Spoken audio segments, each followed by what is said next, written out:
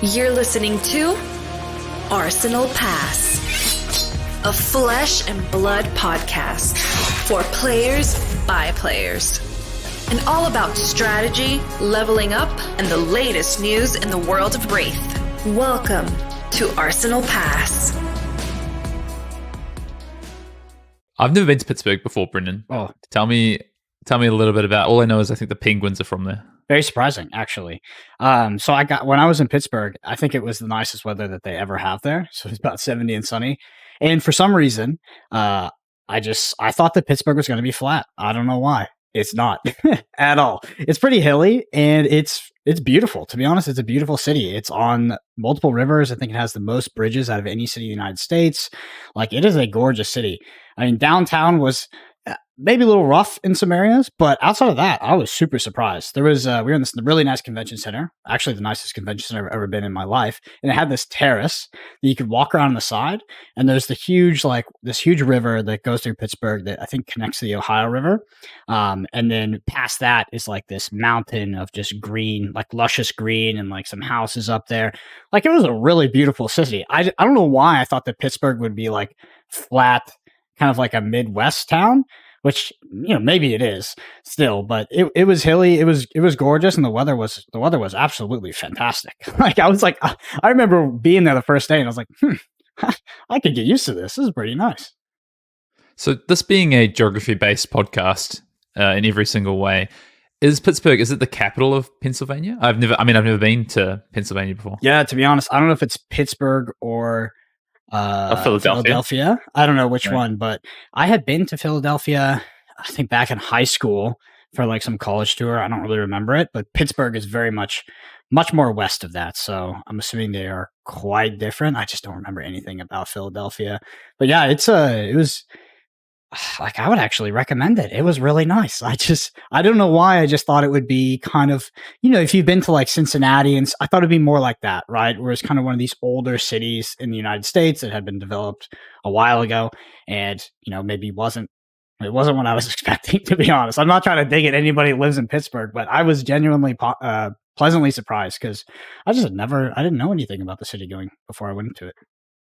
Yeah, so if you're wondering, episode 112 of Arsenal Pass, while we're talking about Pittsburgh, Brendan spent the weekend. If you missed it, there was a 5K brawl event. And was there a Battle Hardened on the Sunday?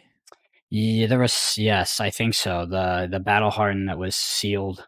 I believe that was a Battle Hardened. Dude, I get so lost nowadays when it's like Battle Hardened, PTI, Brawl. It's like, is it a grassroots tournament? Is it an official one? Is it one of the 5 different tiers? It was a sealed tournament.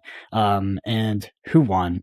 It was that guy who's part of the Wolfpack now. He's a former Gwent player. He top 8 at the calling. I think his name is Dave, but I always get his name mixed up with something else.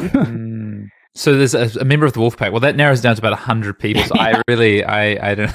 Yeah. I think Dave Lynn won. Yeah, I think Dave Lynn won. So congrats to Dave on winning the Battle Hardened. And there was the Classic Constructed event was over 2 days. I got a little bit confused. I didn't see much of the coverage, but there was a 5K brawl event. So this grassroots tournament that you casted along with Flake and Charmer, as well as Sam from 3 Floating. There was it was a 5K class constructed tournament, but there was a PTI for the winner. I don't know if that was a PTI given by Legendstory or if Realm Games put up. Sorry, not a PTI, a gold foil. My bad, I misspoke. Right. There was a gold foil that was given up. I don't know if it was from the publisher or from Realm Games, but I think it was from LSS. Sure. Okay, cool. And that was played over 2 days. So yep, Swiss rounds in day 1, and then cut to top 8. And yeah, I think we streamed 5 matches of top 8. So right, 1 quarter and cool. All semis and finals is 4. Nice. That's 4. Quick math. Sounds like you had a good weekend. Well, Arsenal Pass, episode 112. Welcome, everybody. This week we're talking about, consistency is one thing we're talking about. Power is another thing we're talking about. And over the weekend, we saw Ultim take down another event in all Ultim finals. Of course, Ultim will living legend in just a few weeks' time when Dusk Til Dawn releases. So it is it's the farewell to Ultim. We spoke a lot about that last week on the pod.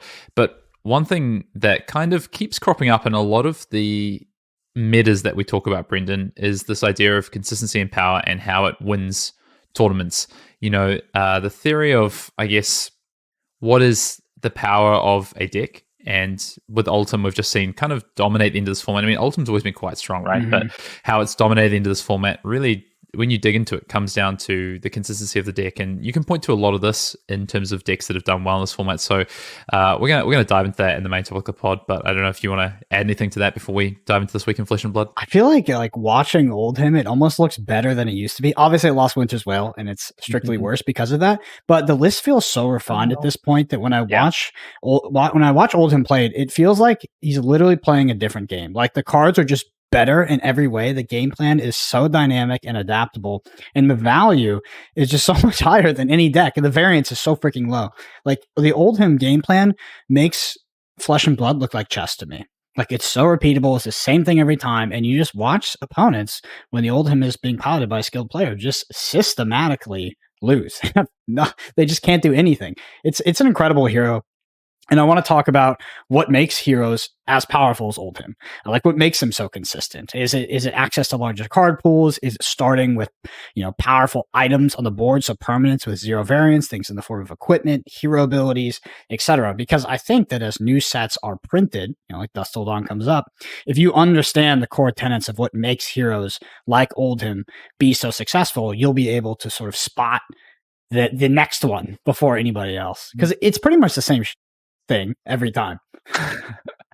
Well, it is and it isn't. Like it is like, then that's what it boils down to, which we're really going to talk about in the main topic of the pod, which is power and consistency. But that power and consistency can look quite different each time. Sorry, I just saw Brendan unscrew a jar to drink water. That's something I've never thought I'd see in my life. But yes, power and consistency, and the way to harness those things basically to build and have the right deck for a format. I'm shook. I always throw you off. Like it's either my big water bottle, it's a glass of water. It always throws you off. I don't know. Shout out in the comments if you've ever seen someone drink water from a jar before. Last week in Flesh and Blood, obviously you were in Pittsburgh for the brawl. What did you get up to? Did you play some Flesh and Blood yourself? Did you? And I'm always, these things are notorious for maybe a late night draft, things like that. So I didn't have any time because the first day goes a bit long because of Swiss, and then on the top 8 day, I got pretty sick. I don't want to go. I feel like it's not even appropriate to kind of go into it. It's not like you're just unwell. You're unwell. It's a little. But yeah. Anyway, I had like a very standard kind of thing that made me unwell, and then unfortunately, like the later in that Sunday, it progressed and it sucked. It was terrible. It was freaking terrible. So I was in agony on the floor of my shower for like 5 hours on Sunday. But all better now, and didn't have time to do any drafts, to be honest. There's basically no time when you cast these things. Maybe on the final day you can get together on a Sunday, do some cube, do some team drafts, etc. But this time I wasn't able to do it. Yeah. Well, glad that you're all better and back now in your home, ready for Road to Nationals. So the last week of Road to Nationals this week, I played my last Road to Nationals personally this past week. Last Classic Constructor. There's a couple of draft ones, I think, this coming weekend. I'm not planning to play draft ones. I've drafted a lot of outsiders. I really enjoy it, but Singapore is coming up next weekend now at this point. I fly out in just over a week, 8 days. So I want to get some reps in, some preparation in for Singapore, get some testing in. So I'm going to skip some of the last Road to Nationals as much as I'd love to draft and focus on that. So yeah, played a Road to Nationals on the weekend, played Ultim again, played the Swiss rounds. I actually went undefeated and then scooped to a friend in top 8 and got to go home early and go out for dinner, which is I feel like I've read this book nice before. It's like every single time you're like, yeah, we're undefeated and I scooped this. It's like every single weekend you're just not losing on the stack except for the one that you intentionally lose. So obviously my Road to Nationals coming up this weekend, but Diablo 4 comes out. I'm pretty excited for that game. There's a few people in this predicament of I've heard, editor Dave, who does a lot of our gameplay videos, has said he's not going to Road to Nationals this weekend. He's playing Diablo. I feel obliged to go because I literally couldn't go the first weekend. Then I was in Pittsburgh. I feel obliged to go, but I also have no idea what I'm doing at U.S. Nationals. I thought I understood what I was doing, and then I got like a word from a little birdie this weekend. So that might change. So I just have no idea what my plans should be. Because obviously if I'm not playing, then, maybe I can just do one road to nationals and I can play some D4 maybe. But if not, I got to go try to get my invites. So I don't have to use a PTI. Just go hard, go early, scoop it up on Saturday, and you have all Sunday then. Yeah. Man, that's not how it works. I got all Saturday and all Sunday. Yeah, I wish it was that easy. Winning a top 4 in Road to Nationals is definitely not that easy. Hayden, sorry, you just reminded me of something. I apologize for the interruption, but LSS posted on their Twitter about the Calling Singapore, and they were advertising that the winner is defending their title. I was like, great marketing angle. Do you think we could use this for the national championships as well? Well, only if they qualify. Yeah, they're so close. I mean, they're so close. It does make a great storyline because I remember seeing even that post on Twitter got me more excited for the Calling Singapore because there's skin in the game, right? There's something on the line. There's a reigning champion coming. A little bit of a tangent, but I digress. No. I mean, look, I'm super looking forward to it. I've heard there's a lot of international travelers coming to Singapore as well. I assume Michael Fing will be there at this point because it's a calling. Yeah. But I also believe there's some other North American-based players traveling to this event as well. So that's this.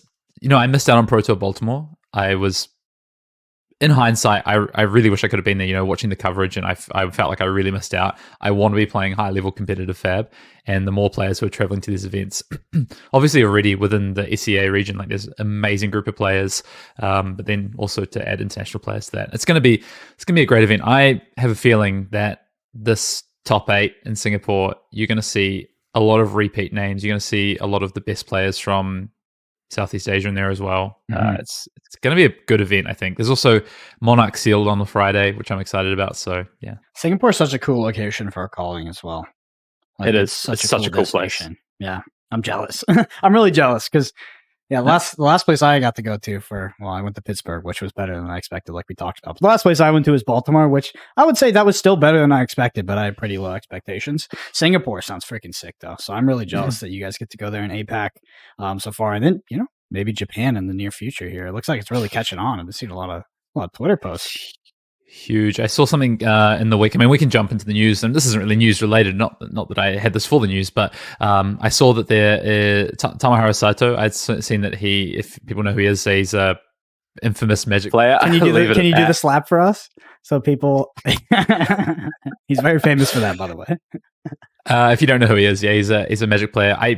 But I don't know if he's a Hall of Famer, but he's around that kind of caliber of player. Multiple sort of like GP, which is calling equivalent top 8s and wins, Pro Tour top 8s, things like this, and is very involved in kind of, that's his life. I think, he's owned stores and things like that. I believe he's got a store opening that is going to be, or with other people, that is Flesh and Blood focused. So that's very excited. That's what I'd heard. I'd seen as well multiple sort of like Flesh and Blood focused stores opening in Japan as well, which is, in Japan, when they cotton onto something, it just goes, like, it's just huge and people move really fast. So the game is expanding, exploding. I have a quick little story if you want to hear this about Tamahiro Saito, actually.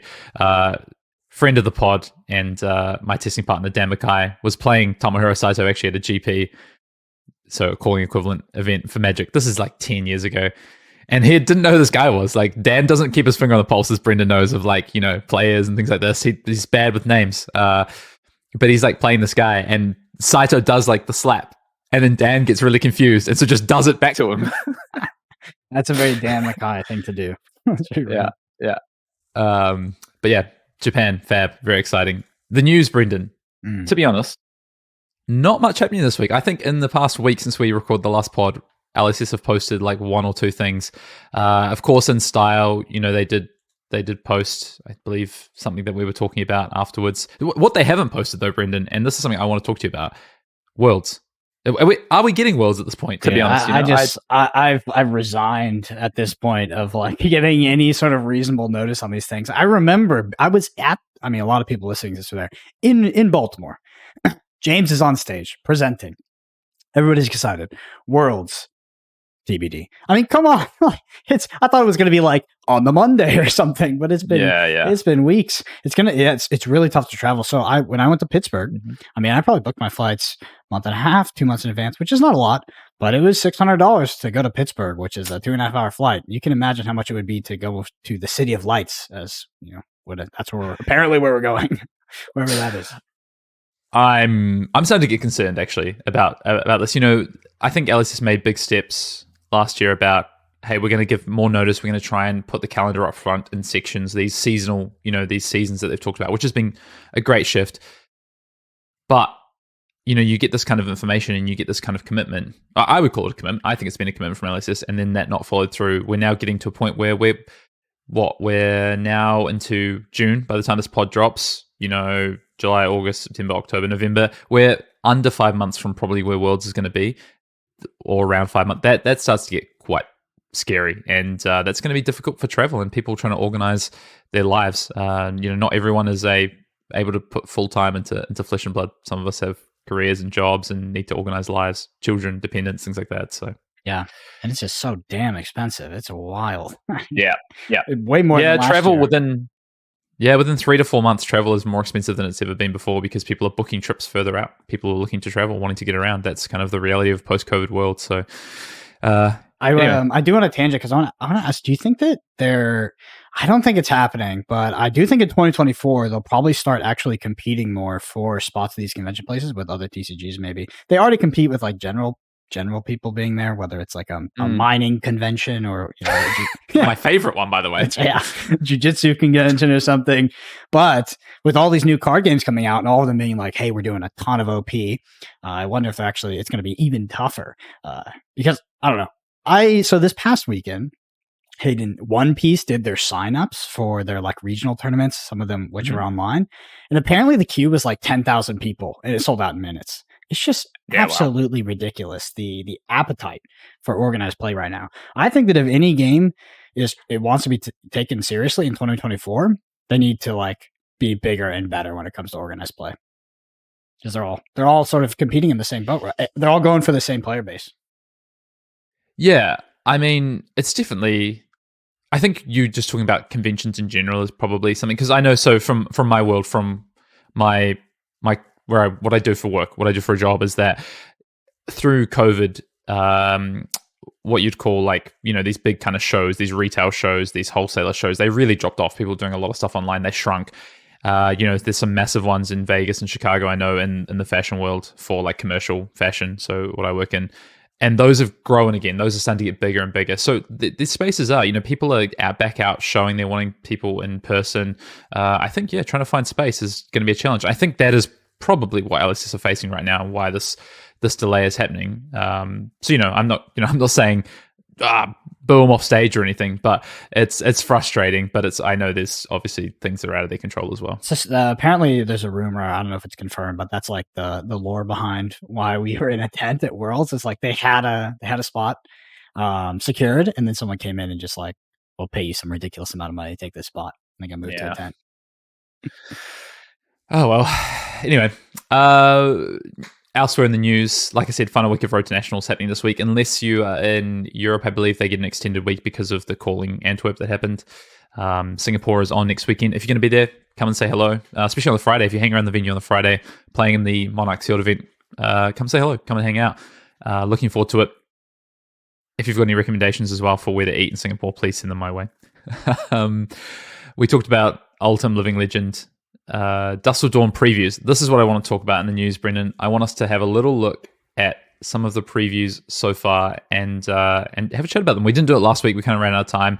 We saw something that I got a message in the week actually from one Mr. Cal McCreath, who was dropping an early preview, and I sent this to Brendan. I sent him the screenshot, and all it said was, "Can you please record Brendan's live reaction to my card drop because he says Bravo sucks." And he's going to be wrong. The reason why this card is so good is because Bravo sucks. That's why. It's a good card. It's a good card. Bravo doesn't suck, by the way. Ultim's just really good. But yeah, I mean, so let's start there. Let's talk about some of these preview cards. Starstruck, this is the latest card we've seen from this. Something that LSS have moved towards more so is these kind of like extend. So the preview season is really short and condensed, but we get these kind of like early, it's like a preview season, right? Mm-hmm. There's too many pre's in there, but this preview season where we get these kind of like once a week, or for like 2 weeks we get a couple of these kind of like creators who are known for heroes dropping these cards. I'm still waiting for ours, Brendan. Where's our Kano? Where's our wizard card? That's what I want to know. But we get these, we get these previews happen, and Kale dropped this Starstruck Guardian attack action majestic. It's a yellow. It costs 7. It attacks for 10. I've seen that before. Bravo specialization says crush. When this deals 4 or more damage to a hero, the only attacks they may play or activate during the next turn are attacks with base attack greater than the damage dealt this way. And it also has Unity, which is this new mechanic that we've seen, but we don't know everything about so far. But it says Unity. When this defends, together with a card from hand, create a seismic surge token under any number of heroes controls. I mean, this card's disgusting. I mean, off Tunic is a 3 for 10. And then it just like time walks like most heroes, right? Like you kind of just aren't able to play. Yeah. So, okay, I think this card is not as good as everyone else is kind of making it out to be. And I'll present my argument quickly because, okay, first of all, so 3 cards for 10, right? Mm-hmm. That's on rate with the other Guardian attacks. That's with Tunic, 7. Though, by the way. So, yeah, that's a big caveat. Yeah. Yeah. So, it's more likely 4 cards dominate for 10. Given it's Bravo, that works into the cost structure a lot more probably of what we'd expect for Bravo. So you pitch, you dominate, you've got 1 resource floating, your other 2 cards come on Starstruck dominate. So in that case, that is where it can destroy turns, right? Okay, they have nowhere to block that out. They have to just throw 1 card at it, take 7, and then they can't play attacks that are less than 7. So that's really damaging for a lot of these go wide aggro decks. That's damaging for its base attacks. So that's damaging for Lexi, for the Rangers, for all of these things, right? For anything basic that isn't Guardian, maybe Brute to an extent. So that is true. That is a great sort of 4-card hand that can really swing tempo. That is where I think it's at its best. Sometimes, it's going to be off Tunic. You're not going to be able to pay for it for Dominate. It's going to be able to be blocked. You're going to find times where they can throw a piece of equipment, defend 5, and still be able to come back with attacks for 6 or 7, or they have a defense reaction. So I do think this is good, but if I compare it to something like a dominated, Crippling Crush, or a dominated even Choke Slam, which can get through and do something similar against a lot of decks, I think it's in that kind of realm. I don't think it's completely busted like people have been throwing out. Yeah, do you think it'll be a 3 of just standard in like every deck, in the main deck? Potentially. It's a lot better than Righteous Cleansing. Yeah, that's true. Yeah, it is a lot better than Righteous Cleansing, actually. But it's spec. What is the Unity ability again? Can you reread that? Yeah, so Unity is this ability. So Unity says, and we've seen it on a couple of cards so far, it says, when this defends together with a card from hand, create a Seismic Surge token under any number of heroes control. So it's quite an interesting mechanic. The way it reads is that, you defend with 2 cards, so you basically get an ability, right? And also, it seems like it works well for multiplayer. Mm-hmm. But beyond that, I mean, it's decent. It's a nice little perk, though. It's fine, right? It's fine. It's interesting to see this Unity on a card like this. We've had some cards like this maybe in the past, but it's definitely been the exception rather than the example. Maybe, do you think that this hints towards more of a design towards multiplayer? At least, having this is kind of an addendum on the card, right? Like you talked about, the defending Unity, it's pretty good getting a Seismic Surge token, but the big thing, I think the big attraction there with Unity is the multiplayer. Do you think we're going to move as we move forward? Do you think we're going to design more cards like that? So I think you're gonna be annoyed by what I say here, but I feel the opposite. Like I actually think Unity. So I think they're future-proofing mechanics for PvE and for multiplayer and just future-proofing in general. But I think Unity actually has a massive sort of impact on what's going to happen in just like class constructed and all current formats, 1v1 formats. Because I'll give you an example. So you have a 4-card hand. You have a blue, a red Chokeslam, a Starstruck, and another whatever card. You block with your Starstruck and another card from hand to block 6, and you get a Seismic Surge token. Now you can pitch your blue and play your Crush of the Week off 1 card. That's pretty good. Off 2 cards. It's really good. So the Seismic Surge token, it's basically giving you potentially like a tunic of value or a point of value or about a third of a card of value when you block with 2 cards. Like that is pretty significant, I think. Yeah, it's really interesting because it's really narrowed against because you have to defend the same attack with it, right? So you have to be defending. So go tall. Yeah, something like 6 damage to get value at it. But a Seismic Surge token off defending with a card is busted. Like you said, it's like a pseudo tunic. It's really strong. Deck, yeah.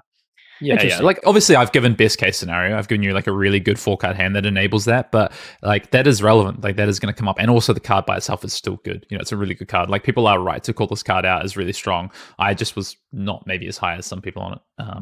But yeah, it's good. Also, it sucks against Wizard. I don't care about it. Yeah, fuck him. Anything else you want to talk about? I mean, we've seen a Shiana specialization, which is really interesting. If you haven't seen this, it's called Alluring Inducement. I don't know if I really want to go into this, to be honest, until we see more. I don't really have much to say about it.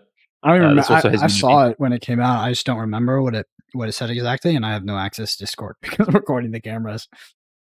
Okay, yeah, I'll quickly read it. So, Alluring Inducement is a 2-cost shapeshifter action attack, defense for 2, attacks for 2. It's yellow at Majestic. It's a Shiana specialization, and it says when this attacks, the defending hero reveals their hand. You may choose an attack action card revealed this way. If you do, this becomes the chosen card, and it also has Unity for an Eloquence token. I just don't know yet. Like, you know, what is Shiana going to mean in this format? Obviously, we know currently she's only a young hero. That's the Shiana we've seen so far. I don't know. Kind of a UPF hero. Maybe like a PvE hero, I guess. Yeah, I don't know. Mm-hmm. It's not really much you can. They use that card to sort of debut Unity, right? And the Eloquence token. That's really what they take away. Less sort of honing in on the value of this card in like a 1v1 scenario at this point, I think. But it's cool. I mean, I know people are excited about it. Yeah. Last thing I want to ask you, last card I want to quickly talk about, because I just want to chat a little bit about the future of Illusionist, I guess a little bit. Bologna, Archangel of War is a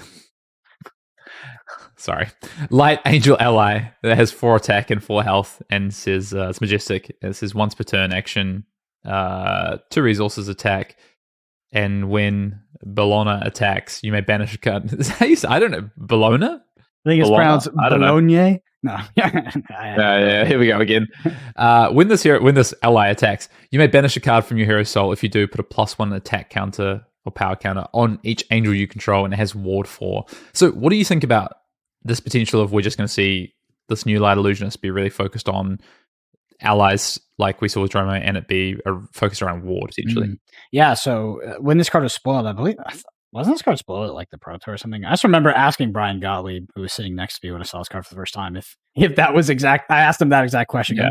I don't know. I was like, okay. Yeah, it seems like maybe they like the execution of allies more than Spectra and Auras, and can potentially try to take that as the direction for Illusionist, with Dramai being sort of successful and balanced. Counter to Prism. I don't know. It's cool. It can be played in Bolton too, right? Light Angel. Yeah, I mean, we don't know the face of the card. Like how you get this into play. Like how do you get this into play? We don't know about that yet. I don't know how I feel about that Ward though. You know, what the hell? I like Ward. It's interesting. Ward's an interesting mechanic, I think. Yeah, it's just it's tough for Kano to deal with, right? It's really tough for Kano to deal with. I mean, it's hard. For the little bit of Ward that we've had in this game, it's been like, oh god, here we go. Yeah, I mean, I think Kano's moving. They keep printing cards like this. Kano's going to move towards like serious auto loss territory in some of these illusionists potentially. Yeah, maybe Kano's done its dash until we get a talented Kano. You're right. I mean, LSS has shown us that they're big fans of Kano, so I assume that there's some power cards coming. Speaking of power cards, you want to head in the Command Cookout? Yeah, I mean, lastly, just quick plug. We've got a few deck techs up on YouTube. Brody did one. We had one with Ian. Brendan did both these. They're great. Go check them out. And if you're looking for the deck guides that accompany them, they are up on the Arsenal Pass Patreon. There's also a Patreon pod for May that, by the time this pod drops, is already up there. Something very interesting. I just want to quickly shout this out. If you haven't seen this video that was put up by Gorganian Tome on YouTube, it's got a lot of views, actually. It's got quite a lot of discussion happening about looking at kind of the comparisons between Flesh and Blood and fighting games and sort of archetypes. We kind of do a Patreon pod about that, which I thought was quite interesting. I also think it's the only high quality video essay on Flesh and Blood that exists on YouTube. Like, it feels like one of those videos that you would like watch at like 2 a.m. That's like the most philosophical RPG, and it's like a 40-minute video. It feels like that, but for Fab. Yeah, it's great. I shout out to Gorganian Tome. Go check them out on YouTube. Great. Honestly, great video. Yeah, really well produced. Commander Cookout time. Brendan. Yeah.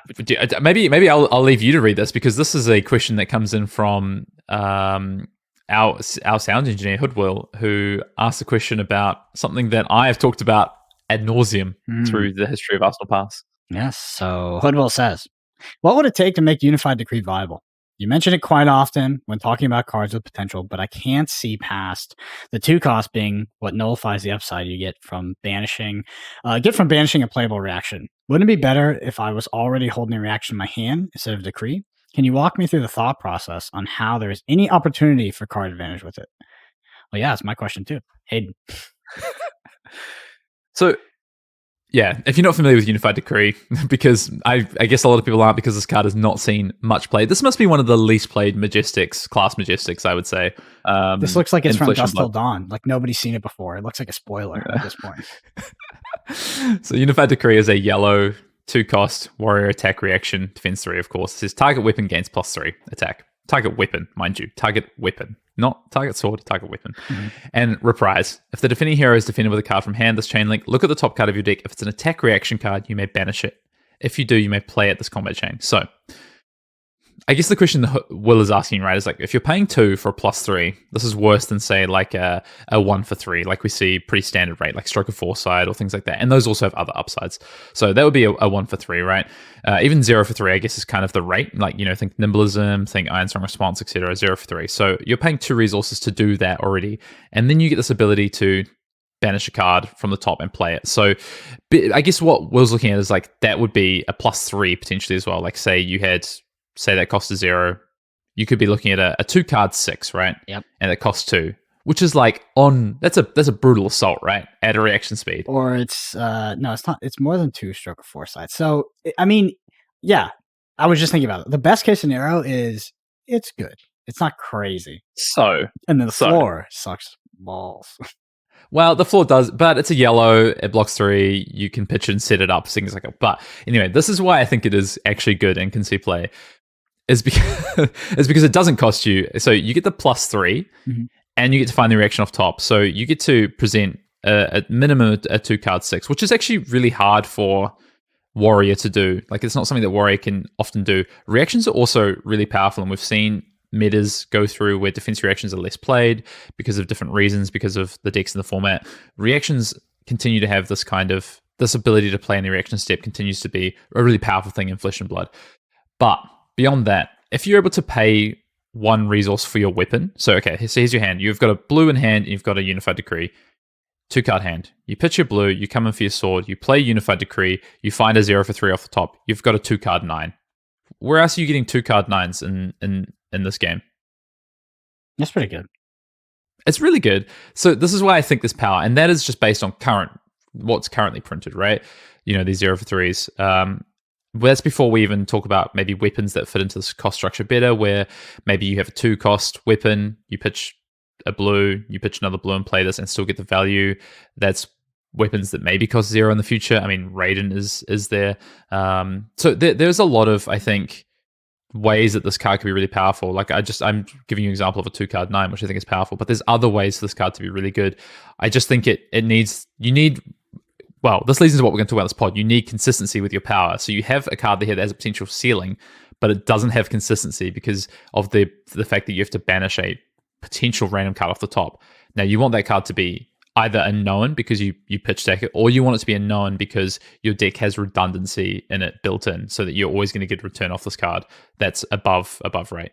And that's kind of where this card has potential. Mm-hmm. Yeah, so to be 2 card 9, you have to hit like Iron Song Response, right? Because outside of that, currently you're pitching another card. Yeah, so that was interesting because I didn't really. That's pretty good. I didn't calculate the weapon when I was doing the initial math on it. Still, like you said, probably a bit narrow card pool for this to really pay off, because you're going to either need Tunic for most of the reactions, or you're pitching another card. Hayden, do you think this card would be broken if it said, if you hit the attack reaction, you may play it for free? Yeah, of course. That'd be nuts. Like, just hit a red overpower, and you're like, okay, here's +6 on top of this, so it's a 1 card 9, so you're coming for 12 off your 2 cards. That'd be a sick deck, though. I mean, because it would incentivize you to play some of these more clunky attack reactions. It's probably busted. Don't get me wrong, but and maybe if there was a serious downside for missing, like if there was a punishment on top of that. But yeah, currently, I think if we get more, I'll ask you better question. If we get more 0 for 3 pumps or attack reactions, does this card become more playable? Yeah, definitely. I think it's also about the kind of utility of some other cards. So like Glint is also potentially, in that scenario I threw out, if you have a blue and you have this, you come with your Dawn Blade, you pitch and play this, no resources left, you Glint, and you get the go again, you get over the top. Also, you draw a card to then pitch for resource, and then you get to come in for, 4, maybe Brave Forge Braces off another blue. And that's huge, right? Like that's where you want to be. So like those kind of cards, whether it's +3, whether it's go again, whether it's some other sort of buff, that's of interest. You know what the biggest downside of this card is right now? It's in Warrior. Yeah, you have to play Warrior, which is just kind of a bad class. I know some people will play Warrior and you're gonna juice a few players, but I think ultimately Warrior's in not a great spot right now. Obviously some people disagree. Josh Lau just takes Bolton everywhere, does pretty well with it. The old Fluken Boxer was doing pretty well in Lille with Dorinthia. But yeah, Warrior right now seems to be a little bit behind the curve, to be honest. Yeah, I mean, this is actually a question I want to end on. First of all, this is kind of the end of Unified Decree discussion. So thanks, Will, for the question. If you want to get your questions in, you can drop them in the YouTube comments below. You can ArsenalPassFab@gmail.com. You can tweet at us, whatever you want to do. Get your questions in. We've got some room for some questions coming up over the next few weeks. Great question, by the way, Will. Here's a question for you. So over the kind of, and this leads into the conversation we're about to have about consistency and power a little bit as well, as does what we just talked about. But over the course of the history of Flesh and Blood, we've seen different classes and heroes kind of sit at the pinnacle, right? LSS have kind of tweaked a few things here and given them some tools. Right now, Rangers had those tools given their way to go from the laughing stock of Flesh and Blood to, one of the best sort of classes in the game right now. We've seen that. Would you say maybe Warrior had that kind of treatment at the start? Warrior was maybe, kind of top tier early on. Maybe it wasn't. Yeah, it's a good question. Is Warrior's time due? I guess is my question. Well, I think there's a good question there. Was Warrior actually that good, or were people just really bad? Because it's definitely a non-zero variable that people being bad at the game makes Warrior better. So I don't know. Is Warrior due? It seems like it. I mean, Bolton, Dorinthia. It's hard. How do you? What sort of reason do you need to pick up that deck at this point? There's basically none, right? When you can play something like Alexia, if you want to play aggressive, you can play Oldhim if you want to just play literally every facet of Flesh and Blood, because that deck does everything. Warrior does seem behind the curve, but in my opinion, so does Brute. I think Brute's put up way more performances than Warrior recently, but Brute also feels pretty behind the curve. I wonder, going off your question, asking another question instead of answering it, if that is the future of Flesh and Blood design, is to go for these underappreciated heroes, these that are not really performing in the meta, and give them this sort of makeover set like we saw in Outsiders. Or, was that intentional as a way to bring Ranger up, or were we just kind of always destined to have that set, whether Ranger was performing or not? No, I think it's intentional. I think LSS wants to cycle through the phases of the game. Each hero, because of the way that heroes are designed and the way they lock to class attributes and things like that, and the key sort of flavor of the hero, I think LSS want these heroes to have different time in the sun, right? Mm-hmm. So the way to do that is to give them the tools to do so. Now that gives some inherent power creep, right?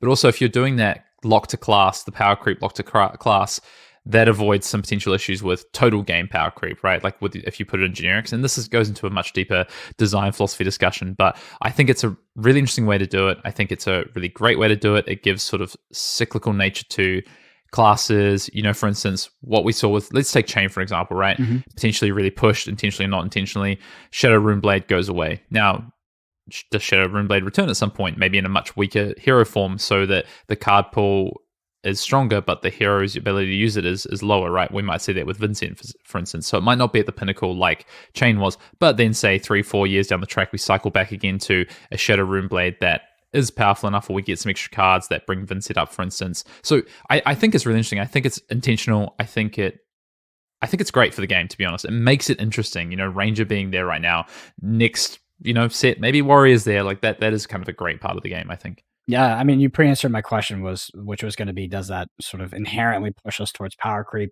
I think that if we look at the history of LSS's design in most Flesh and Blood sets, maybe Outsiders being the particular outlier, it does seem that they've strived to make every class as balanced as possible to sort of equalize them on a level, rather than maybe giving a few classes, like we arguably outside did this, give them just more powerful cards, right? Above the sort of original baseline that they were designed the cards on. I think that would be a new path, a new path or future of design. It's kind of hard to articulate this thought, and I'm realizing that halfway through it. These ideas are hard to articulate, right? Like in terms of what, power creep, design, what that means to the game. And we come at this game from quite, I think often a very analytical perspective. We want to try and impart like knowledge and talk about the competitive side of the game a lot in terms of trying to leave people with takeaways, things they can go and take value from the podcast that we put out each and every week. They can go away, they can level up their game to some degree. They can, they can interpret something we said. They can take away a piece of that knowledge and plug it in and put it into their game and focus on something in the next week when they go to an armory, for instance. Sometimes, though, we have discussions like this, which, to be honest, a little bit more entertainment, a little bit more speculative, and it's harder to have takeaways from. But also, me and Brendan love talking about the game. We are big fans of Flesh and Blood, and we think about this game a lot, not just from a competitive and sort of, our tournament standpoint, but from also gameplay and what the game could look like and what we want to see more from of the game. And I think this idea around game design, especially when it relates to like power creep and sort of cards like Unified Decree, are really interesting. Hayden, I've learned so much more about Flesh and Blood as I've played more games. Flesh and Blood was my first TCG. And as I've played more games and been able to see what they've done right and they've done wrong, obviously it's my subjective opinion, I could be wrong on a lot of those things. I feel like I've started to understand Flesh and Blood design and the core tenets and what this game is trying to do so much more. And I don't know, it is still, that's why I enjoy talking about it so much with you, because Flesh and Blood was kind of my first TCG, and the player I was 2 years ago when we started this podcast is just, it's nowhere near in terms of just the core understanding of the game and what makes it fun, what we enjoy, and sort of this ideal of balance, because Flesh and Blood is a scalable game after 1 to 2 years. It's the Wild West. Flesh and Blood was designed with a few sets already completed, but after that, as we move into talents, we move to all these classes, heroes living, legending out, we have crazy powerful heroes that are consistent like Oldhim. It's what the future holds in the next 1, 2, 3 years. It's who knows, I think. Yeah, I completely agree. I mean, to think, a year and a half, a year, 2 years ago, I was able to win big tournaments, and now all I can do is make top 16s and top 8s. So, it's no, I agree. It's coming back. Yeah, exactly. But we do love talking about the game. Let's move on to the main topic of the pod, because just talking about theoretical standpoints and maybe imparting implied value as opposed to explicit value to our listeners today, we're going to continue on with that and talk about consistency. Basically, kind of the way that me and Brendan, just from backstory, we were messaging in the week, and Brendan said to me, like, should we just do a full pod on how Ultim is just clearly the best deck? It's so dominant, it's so consistent, it's so powerful. There's no reason to be playing any other deck right now. And I said, well, this is something that happens in every format, especially once we reach maturity in a format. We find that consistency reigns supreme. The way that you can harness power in a Flesh and Blood deck, especially when it's consistent, is what gives you the best deck in the format time and time again. Let's just talk about that, and let's just try and, obviously at the end of this, we want to give some takeaways for people, but we also just want to talk about this as a concept. I think at the end of this, we're going to kind of wrap this up with some ways to identify this and how you can look at this for future formats. But we get to this point in almost every single mature format in Flesh and Blood, sort of mature meta rather, as sets come out, as ban and restricted happens. This idea that we get consistently powerful decks. And there's two separate things, right? Consistency is one thing, Brennan. Power is another thing. But time and time again, we see the best deck beat both of these. Yeah, the evolution of Oldhim has been fascinating, because at this point, with the list getting so refined, I just think that it is so much better than every deck. Can it still lose to a other tier 1 deck like Alexi? That's kind of it, to be honest. Maybe a Kano. Yes, it can. But I actually think that the favorability of Oldhim into those decks, assuming that we can pick any pilot for each, is getting like quite a bit past 50%. Like, it is systematic, right? I mean, this deck is so consistent at this point. The list feels so tuned. Like, it was only a couple weeks, maybe a month ago, that we were still waffling about, should you play defensive? Should you play aggressive? It's like, no, you just play the best deck that does both. Yep. Anytime, can play any game plan, just outvalues the opponent on every single axis. Like, Oldhim is actually one of the most oppressive decks I think I've ever witnessed in Flesh and Blood. It doesn't feel like Chain. It doesn't feel like Cheerios Briar. It doesn't even feel like Prism. It doesn't feel like that to lose to it. But if you watch Oldhim and you understand what's going on, it is so consuming and overwhelming and just better. Yeah. So there's so much to unpack, and this is going to be quite difficult because I don't think we could probably have this discussion for 2 hours. I think we're going to try and do this in a nice tight, like 15 to 20 minutes, because we could just waffle. So we're both going to try and be as succinct as possible. So the first thing I want to hit on is something that you just said, is about this idea that, it's more oppressive than things you've seen before. It is, you see people sort of like systematically, like, it's value, and it's about the context of value at any given turn cycle. Ultim, in the current state of what it is about just edging out every turn cycle across a mid to long game, depending on the matchup, and with different tools taking that. Now, in previous iterations of decks that have power and consistency, we haven't necessarily seen this. I would say Dash Dash control from the Crucible meta is probably the closest to this. It was about eking out advantage, setting up your board state, which is different to Ultim, and then just getting consistent turn cycle advantage until the game ends, because you outdamage your opponent. But consistency and power in other decks, for instance, like Prism, has been completely different, because in Prism's case, it was, okay, you have this kind of redundancy of like all these auras that create a board state that you're eventually just overwhelm your opponent, but in a very different way. Chain, you see every card in your deck because of the nature of like this banish mechanic and how quickly you filter through your deck, and you have the consistency of go again on your hero. It looks very different. It's about consistency of damage and output. So it's a very different way to look at consistency and power. Yeah, I think the closest deck to Oldhim's current iteration and current power level is Icelander, maybe pre-banned. Like, it was doing the same thing. I think Icelander had a very distracting element where it had the Storm Shredder boots. It could play on the opponent's turn, but it was effectively doing the same thing. It was just outvaluing the opponent by what looks to be small quantitative values on both sides of the turn cycle, and it would just convincingly win the game after kind of death by a million cuts by just a million out values, right? As you just stack up this small advantage turn by turn by turn, just it felt like nothing could keep up with Icelander just pre-ban, right?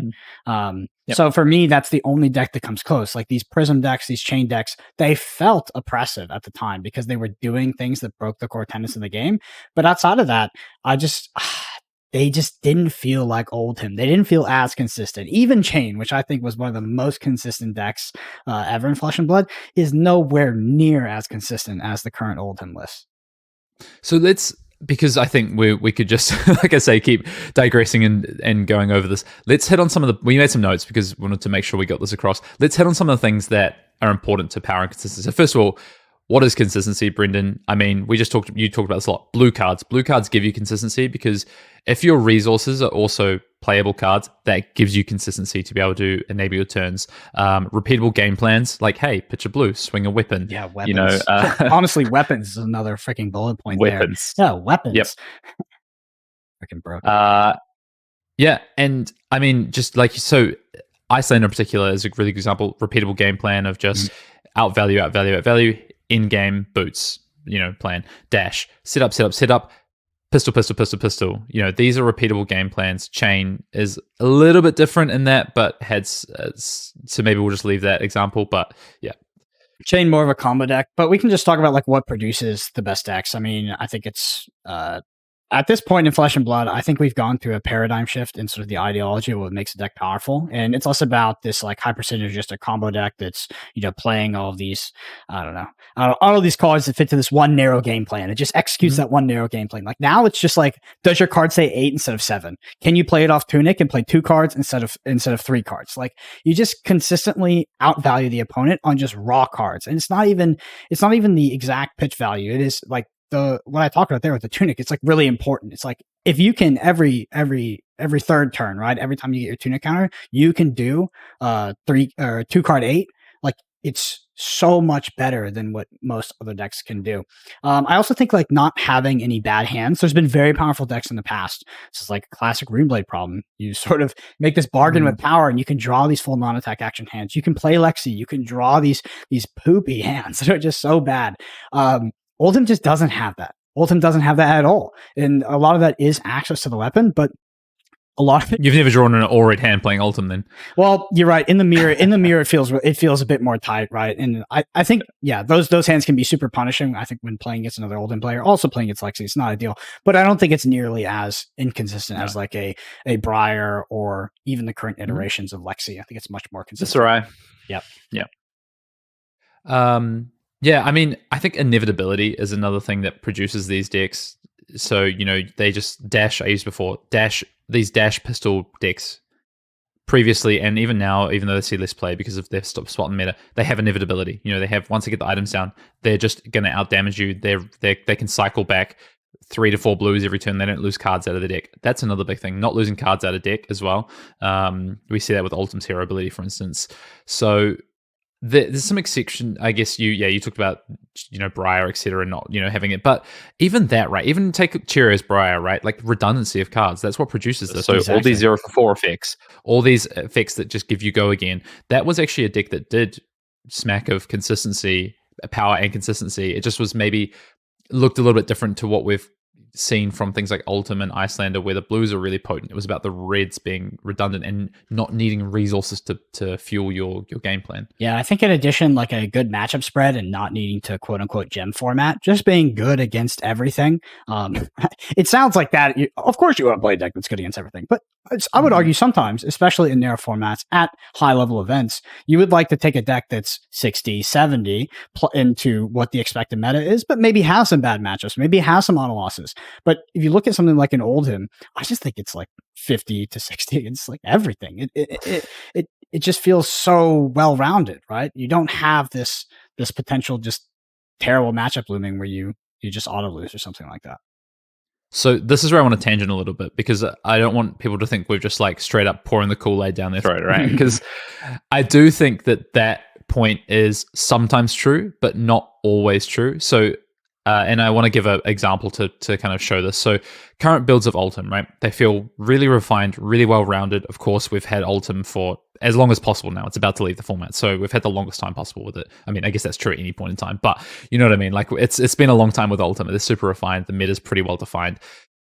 But in saying that, there is still very good ways to attack Ultim, because these current builds are really focused on value, for instance. They're focused on turn cycles. Well, hey, let's put a deck in front of it that doesn't focus on turn cycles, instead focuses on big bursts of damage. And then now the Ultim has to switch gears and now has to start to be able to disrupt that plan. So, for instance, I think Viserai is one of the current sort of builds of Ultim's worst matchups, because, especially these royal builds, you can just set up quite a big turn. You can punch honestly 30 plus damage. And then because of the nature of that deck with Rosetta Thorn, you can still leak out and grind out the rest of the game with a couple of 4 or 5 damage leak turns. I think that's one of the best decks in the format for that right now. Kano, for instance, I don't think is well. Yeah. So there's always going to be ways. I just want to put this out there because I don't want people to think that we're saying, hey, Flesh and Blood boils down to find the most powerful, consistent thing that's just slightly above average, and every single format is going to give you, this kind of like Brendan's saying, this 50 to 60% kind of matchup thing. Because while that is going to give you a big edge, and that is something that people are going to try and find consistently, there are other ways to attack what that looks like. That forms itself in the meta. These decks form what they look like, but then there's still ways to attack it because of the nature of the fact that there is a lot of different strategies and ways to play the game of Flesh and Blood. And I just want to make sure that's really clear, because it is true, I think. I think you're right about Kano Viscera just playing an unfair game plan into a deck that's fundamentally fair, but just better fair than every other deck. It's just better than a little bit less fair. Yeah. It's just a little bit above the fair curve for other decks. When other decks try to play normal games of Flesh and Blood against it, it really shines. But if you do have a deck that just completely breaks that paradigm, something like a Kano or like a Viserai, it can't be weak to that. I remember talking to a Kano player at top 8 at the Pittsburgh Brawl, and they were like, Oldhim is my best matchup. I literally brought this deck for Oldhim, because the Oldhim decks now just have a harder time dealing with Kano than they potentially have in the past. Just talking about what caused it, we talked about weapons, but I think it just goes to a larger concept, which is permanence in general. And there's There's a few different types of permanents. There's weapons, there's equipment, there's your hero ability. And Oldhim has a very good hero ability and has some incredible equipment. And we've seen that consistently. Like powerful hero abilities, Starva, Chain, Prism, maybe not having, I mean, it does have a power hero ability, but it had permanents as well. Permanents in the form of Spectra auras that would take the opponent's action points, something that you really couldn't get back with a lot of cards in the game. You're kind of just stuck to, I don't know, staying in the core tenets of the game in terms of clearing auras and having action points. So yeah, permanents on board. I think a lot of the cards we've seen banned have been those kind of cards, right? Scalata, Mask of the Pouncing Lynx, Stubby Hammers, etc. Mm-hmm. Yeah, even some of these are the ones that are a bit more transient, like hypothermia, right? Like has an impact on the board which can linger over a turn cycle, for instance. So, yeah, I mean, this kind of idea of permanency and the impact on flesh and blood, like that is a design space they have to be really careful of. And those are the things that, you know, we always talk about this. Me and Brent have talked about this a lot. Those are the things we look to first when we look to try and break a format or abuse something. You know, Stormstriders, Ragamuffins hat, you know, hero ability, chain hero ability, first thing that pops up. These are going to be things that, you know, if you're trying to, or we're trying to give some takeaways from this podcast when it comes to the future of the game, and when you're looking at what heroes you might want to play, decks you want to build, you know, things you maybe want to find some value and some power in.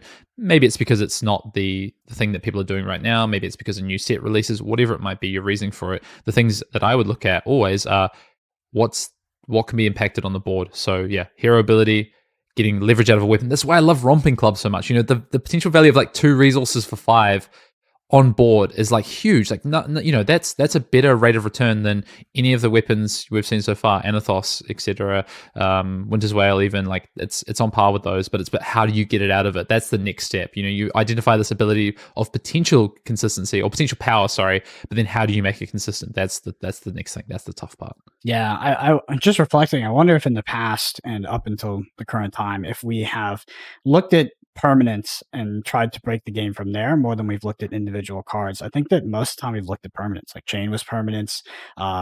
I mean, the only one that really breaks the paradigm for me is Kano, right? Kano has a broken permanent pay 3 draw card, pay 3 draw card, and Stormstriders. But we did look at Aether Wildfire.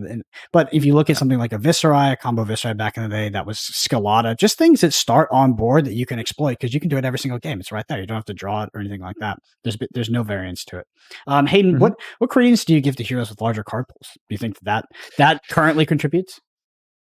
For sure, and it will continue to contribute, right? Because that's going to give. We talk about consistency as redundancy as a big part of what drives consistency, and larger card pools potentially gives you more shots at redundancy. Like we've seen it time and time again. I mean, you look at Guardian, for instance.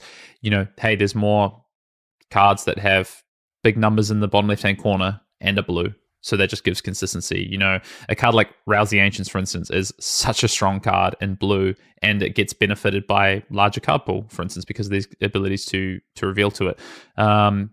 You know, even looking at like Ranger now, benefiting from, there's so many options for the arrows that you can use to have consistent game plan. There's so many 0-for-4s now that you can have this, like we saw Matt Folks top the PT with this like really low resource build. Like that, you know, there's just different ways to extrapolate or to extract power and consistency with larger card pools. It's true. Yeah, card pool asymmetry seems like one of the best like starting theses, the plural of that is, for finding what is potentially the best hero in a format. It seems like that is kind of the current theme of the best decks that have existed for the past, I don't know, 6 months to a year, has been the decks with more cards to draw from. We talked about Warrior being bad. Warrior has access to not too many cards. Same with Brute.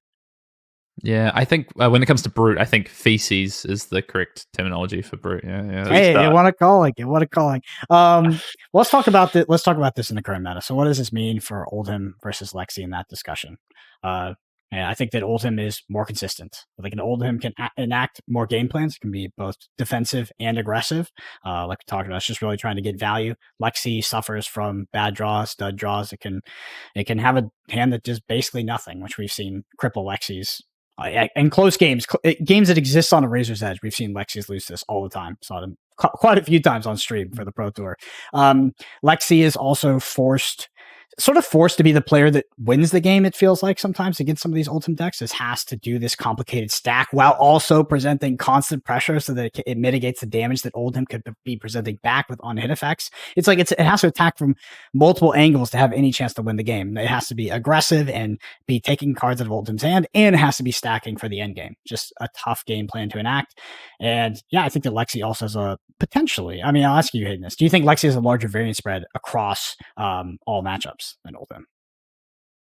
No, actually, I don't think it does. I think people think that it does, but that's because of the way that people are building their decks and looking at. Lexi has the bigger target on its back for whatever reason, because people perceive it as like a higher ceiling. It does, right? Like it's the most popular deck every single time too. Yeah. I mean, so with reason, right? Yeah, so I think that is why, but no, it actually doesn't. I think it's just more about how people are perceiving it and the way they're building their decks. One thing I want to add to that basically is that both Ultim and Lexi are the two most consistent and powerful decks in the format right now. Now, Lexi has a higher ceiling; it has a higher level of power. It is slightly less consistent than Ultim, but Ultim is super consistent, right? That is kind of that's why it's so good, but also is powerful, can do powerful things, has access to powerful cards, so powerful permanents like we just talked about. So you kind of pointed out this thing of like Lexi is the one that has to win the game, and this reminds me of formats like Chain versus Bravo or Katsu, whatever, the fatigue decks basically. Yeah. Chain was the one who had to win the game. It reminds me of Crucible of War, which a lot of people wouldn't have played that meta, but it was like Dash just fatigued, Dash like control decks just fatigued people, and it was like Katsu had to win the game and it had tools to do it. All of these decks have the tools to win this game. Often the reactive deck just gets to do one thing, and as long as they do it well, they're in a really good position, right? The opponent, can maybe make a couple of mistakes. Their sequencing's a lot easier. All the pressure is on the other player, the proactive player, to sequence correctly, to have a really strong game plan, to and also not get done in by variance to a degree. And that is why I think time and time again we see these decks that have the consistency and power but are more consistent in a reactive manner are the go-to decks, the decks that are seen as the most powerful for whatever reason. Yeah. I don't think that's necessarily true. I think as someone who really loves or thrives on understanding how proactive decks can attack reactive decks, I think there's always a way to do it. I just think that people are slow to respond because people find, hey, his Ultim fatigues Lexi in this way, so this is the way it's done. I think people are really slow to respond to find the ways that, for instance, Lexi can beat that. I'm not saying that 100% is and Lexi should be the favorite deck every time, but I think that there are definitely ways there. You talked about this kind of gem format and the spread of like 50 to 60% matchups. I played a couple of games of Viscerai into Ultim. I was like, this is the way Viscerai can beat Ultim consistently, and this is what it looks like. But are people out there doing that for the proactive more than the reactive? And my takeaway is that people are sitting on the fence side of reactive more than proactive. And when they find a powerful thing from the proactive side, they tend to stick with it because they don't want to mess with the formula and reduce their consistency. AKA what's happening with Lexi right now. People are hesitant to change the list very much. They look very, yes, there's cards different every time, but they're like 10 cards different. Really, the only list we've seen massively different over the past 3 or 4 events since sort of pre-Proto Baltimore was like Matt Folk's list. Like that was the only kind of list that had some difference to it, I thought. Yeah. That's my 2 cents. Just to extrapolate on too, I think the reason why Chain was the exception to that rule, why that proactive deck, what you really wanted to be on the practice of the matchup, was because people were so wrong about Chain's matchup spread. Yeah, they were really wrong about Chain's matchup spread into fatigue. They thought that it was maybe they probably thought it was a 60-40 favoring them, or 50-50 at least, but it wasn't. It was like a 90-95. Like it was really bad. So that's why it was like you can make Chain win the game, but he'll just do it every time because it's a combo deck. And yeah, I mean that was the exception to the rule, but I think it's rooted in people just being fundamentally wrong about about the matchup. Anyway, Hayden, let's talk about what this means for the future of Fab. For being ahead of the curve and spotting the broken cards, I think we talked about the core tenets, right? Permanence, card pool, consistent game plan. I think those are kind of the few things that you really want to look at first. Redundancy. Yeah. And with new heroes coming out in Dusk Till Dawn, I think the first thing you should be doing is look at the hero abilities, right? Especially if we have a Shadow Rainblade, because they could really F that one up. Hayden, what else for the future? Like, you think that these type of decks will continue in dominance as Ultim rotates out? Yeah, I do. And whether it's because, like, from a purely objective standpoint, it is the correct best thing, I don't think that's necessarily true. I just think it's easier to identify. Consistency is easier to learn and fundamentally execute on. I don't even think that necessarily Ultim is the best deck in this format in a really sort of open world where information is perfect. I don't think Ultim is the best deck, but that's not the world we live in, right? So I do think Ultim is the best deck. But I think it will continue for those reasons, because it is hard to identify. It is hard to find consistency and power in these more proactive plans. Sometimes they have to look different. Your game might look... A repeatable game plan is one of the core tenets we talked about, and sometimes consistency and power might not mean a repeatable game plan, and that is really difficult for people to firstly identify, understand, learn, and execute on. So, I think it will continue. Mm-hmm. Yep. Oldhim LLs. Any decks that you see as sort of replacing Oldhim as whatever you would define the current spot that Oldhim fills, this repeatable game plan, sort of replacement level cards, etc. Are there any decks that are currently in the meta that you think will take that slot? Well, I think Lexie's already there. I think Lexie is in a similar vein when we talk about power and consistency. I think Dash is there. There's a lot of... Dash is like a few cards short of that kind of redundancy factor, though, I think, especially when it comes to the sort of boost mechanic. But from, that kind of item side, it's kind of already there, I think. I mean, I know you've got on the list, you've got Dro and Azuri. I don't think the kind of repeatability is there from those heroes in the same way.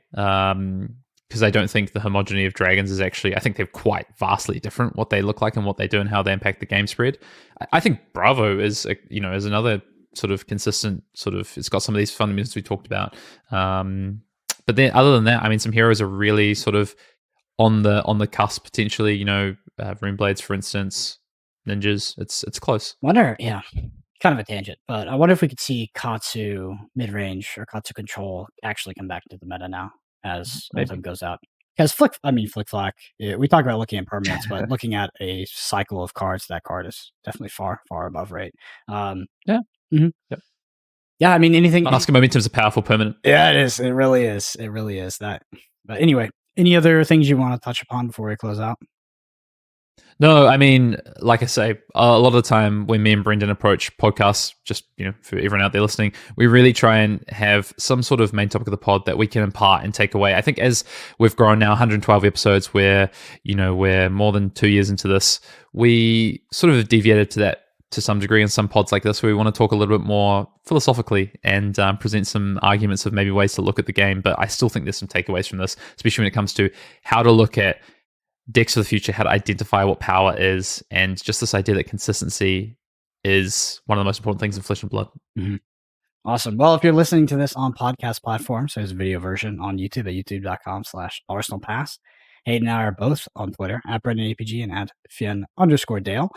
And of course, like we mentioned at the top of the pod, check out the Patreon if you're interested in the deck techs and deck guides that go along with those videos up on the YouTube channel. We have both a Lexi deck tech done by Flesh and Blood Prodigy, Brody Spurlock, as well as a Jeremiah deck tech done by Ian TCG, who has one of the best guides we've ever had on our Patreon. But yeah, thank you all so much for listening. We'll see you next week.